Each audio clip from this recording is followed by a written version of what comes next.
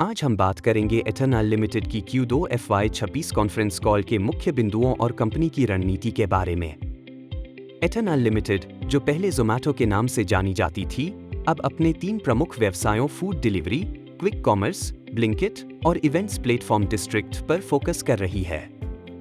इस तिमाही में कंपनी ने कई महत्वपूर्ण अपडेट दिए हैं जो निवेशकों के लिए बेहद अहम हैं। सबसे पहले बात करते हैं ब्लिंकिट की। इस तिमाही में ब्लिंकिट ने नए ग्राहकों को जोड़ने के लिए मार्केटिंग खर्च में काफी बढ़ोतरी की है। प्रबंधन का कहना है कि जब तक ग्राहक अधिग्रहण लागत CAC और लाइफ टाइम वैल्यू LTV संतुलित रहती है, वे मार्केटिंग में निवेश जारी रखेंगे। कंपनी ने स्पष्ट किया कि EBITDA ब्रेक इवन फिलहाल उनका प्राथमिक लक्ष्य नहीं है, क्योंकि वे ग्रोथ को प्राथमिकता दे रहे हैं। हालांकि कुछ बड़े शहरों में ब्लिंकिट पहले से ही EBITDA पॉजिटिव है।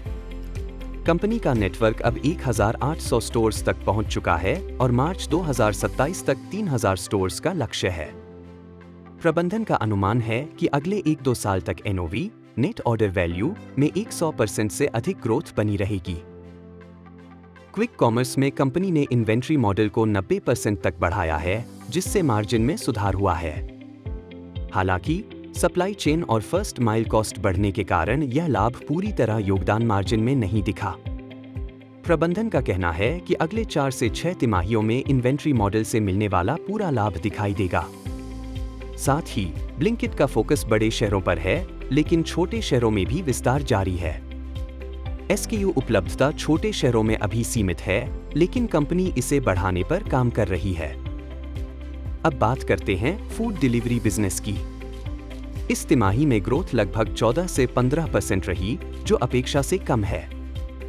प्रबंधन ने बताया कि प्लेटफॉर्म फीस बढ़ाने से मार्जिन में सुधार हुआ, लेकिन मैक्रो इकोनॉमिक चुनौतियों और डिस्क्रेशनरी डिमांड की कमजोरी के कारण ग्रोथ दबाव में रही।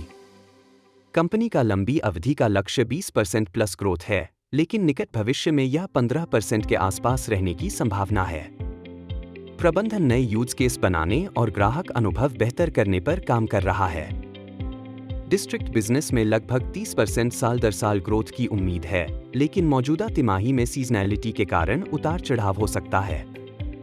इस सेगमेंट में फिलहाल 50 से 70 करोड़ रुपए के नुकसान हैं, जो FY27 में कम होने की संभावना है। इसके अलावा कंपनी बिस्ट्रो नामक 10 मिनट फूड डिलीवरी सर्विस पर भी काम कर रही है, जो भविष्य में नया ग्रोथ ड्राइवर बन सकता है। कुल मिलाकर एटर्नल लिमिटेड ग्रोथ पर आक्रामक फोकस बनाए हुए है, खासकर क्विक कॉमर्स में। हालांकि मार्जिन सुधार और लागत नियंत्रण आने वाले समय में महत्वपूर्ण होंगे।